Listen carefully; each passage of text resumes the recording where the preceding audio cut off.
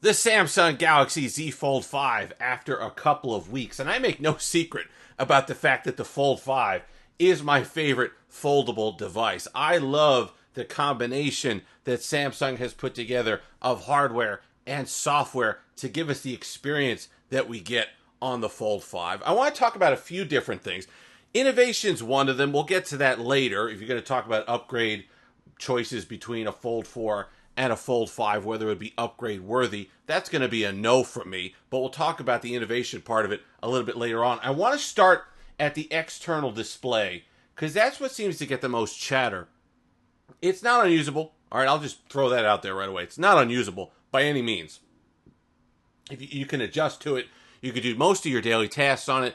I am comfortable with a 60-40 split on this device using the external display perhaps 40-50% of the time and not feeling like I'm missing a whole lot. And if I need that larger display experience, or I'm in a position where I could use it, I'm sitting down, I'm at a light, I'm in bed at night, whatever, I'm sitting down, I could go ahead and open it up and get the experience that I want to have. Or if I'm in a hurry, if I need to respond to a message real quickly, if I need to do a couple other things, I could do that on the external display and not feel like I'm being shorted. Here's the problem. I know everybody wants a larger outer display. I know it. It sounds great. You've seen the prototype things that leaks with the Fold 6 and how you're going to have a huge outer display like the Vivo devices and the Huawei devices, and you're going to have a pen in the phone. That's all fine. But here's the problem. You can't make changes to the external display without changing the experience of the internal display. And what you can't just have this large outer display experience and then you open it up and it's the same as this one that's quite nice on the internal display. It doesn't work that way. So what's the line? Where are you willing to go on the external display to change what I think is a near perfect for me experience on the internal display? Not too big, not too small, just right on the internal display. So that's why I think Samsung's been very careful with these small adjustments on the external display. We went from that 25 by 9, which I think we all could agree was a little too tall on the external display. So that's why they made the device. They changed it height-wise, made it a little shorter, made it a little wider. That 2 millimeters makes a difference to the typing experience, to the comfort. Having the flat hinge makes a difference to the external display. Even though they didn't change the size this year, the Fold 4 external display is the same size as the Fold 5 external display, but making the hinge flat helps it in the hand, and it keeps your palm kind of level with the device, and it makes it easier to type. You're not reaching around the hump anymore, the hinge hump on the device like you were on previous iterations of the Fold. So how big are you willing to go? I like the fact that I can palm my Fold 5. I like the fact that I don't have to worry, and I have that little bit of extra security when I want to open it up. It makes me more likely to open it up in positions that maybe if I had to be like this, or holding it, whatever it is, less secure, less likely to open it up and use an app in it. Right now, I have that security, and I know everybody's hand can't do that, whatever it is, but I like this.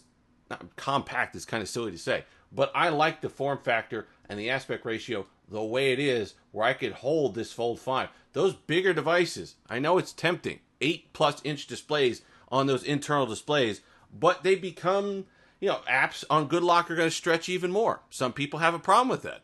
That's going to be something that you're going to have to battle with. It's a huge display. I think this is the human scale internal display that helps the Fold 5 and makes it a reasonable foldable in comparison to some of those other monsters that we see. So be careful what you wish for, because would I like an extra millimeter or two maybe on the external display, and they could somehow work that where it doesn't affect this internal display experience that much? Sure. More is always better on the external display. But be careful about how much they're going to innovate there and make a change, because then there's a tipping point to where you're not getting the experience you think you are on that internal display. And let's talk about innovation for a minute, because that's what a lot of people have a problem with it. Look, this is a performance upgrade, no doubt about it. The Gen 2 is fantastic. Better battery life, great performance, super snappy. The Gen 2 is one of the best chips in years. I really love just how silky smooth, especially paired with One UI, it has been just really great. Love the hinge, love the camera upgrade.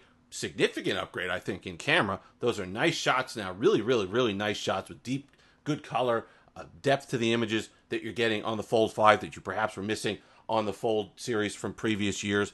Best software, best multitasking software on a foldable. You get your app pairs, you get everything else. You get Samsung Edge, all the stuff that helps Android L, all the stuff that helps make this a unique experience and something that's different from just a large phone. We've gone from being a large phone display to something that you actually want to use multitasking-wise like an actual tablet experience, which I love on Samsung. But I understand what people are saying. Listen, the Fold 4, not a huge upgrade to the Fold 5. You got to understand this. And it's not saying it's right. It's not saying they shouldn't be doing more. I think they should. There's other companies that are. Samsung's in the driver's seat. Samsung is now the Apple of foldables. I'm sure probably the Apple of Android.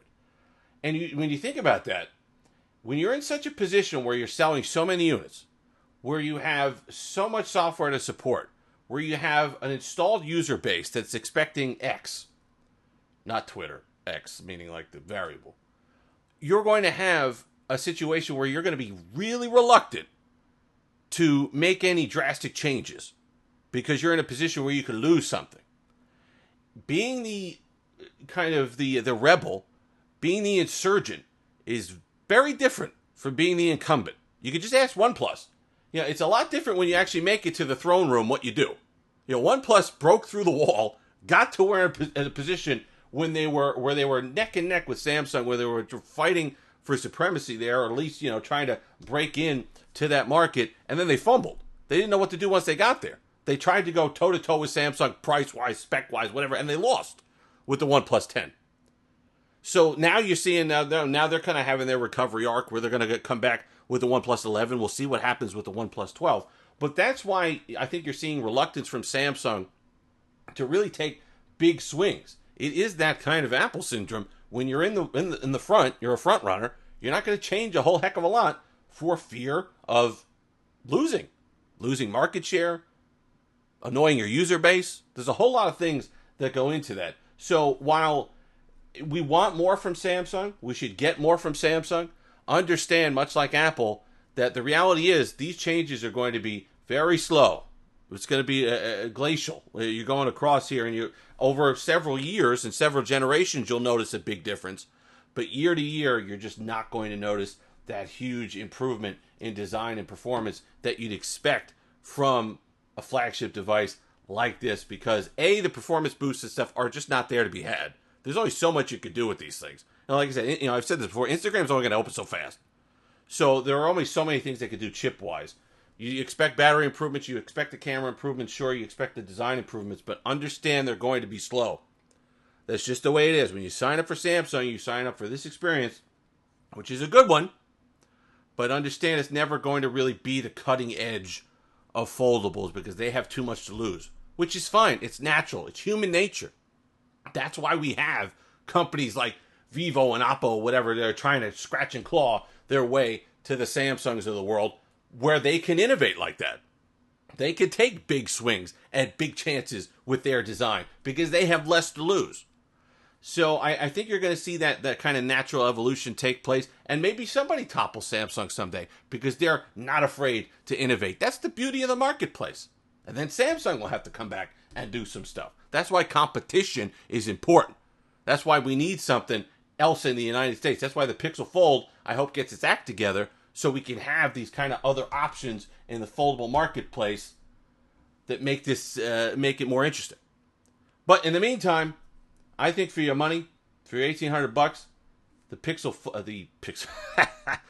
the Galaxy Fold 5 is absolutely where your money should be going, because it's the most polished device, both on the hardware and software side. If you've made it this far, like, comment, subscribe, all that fun stuff. Until next time, have that Steve-licious day.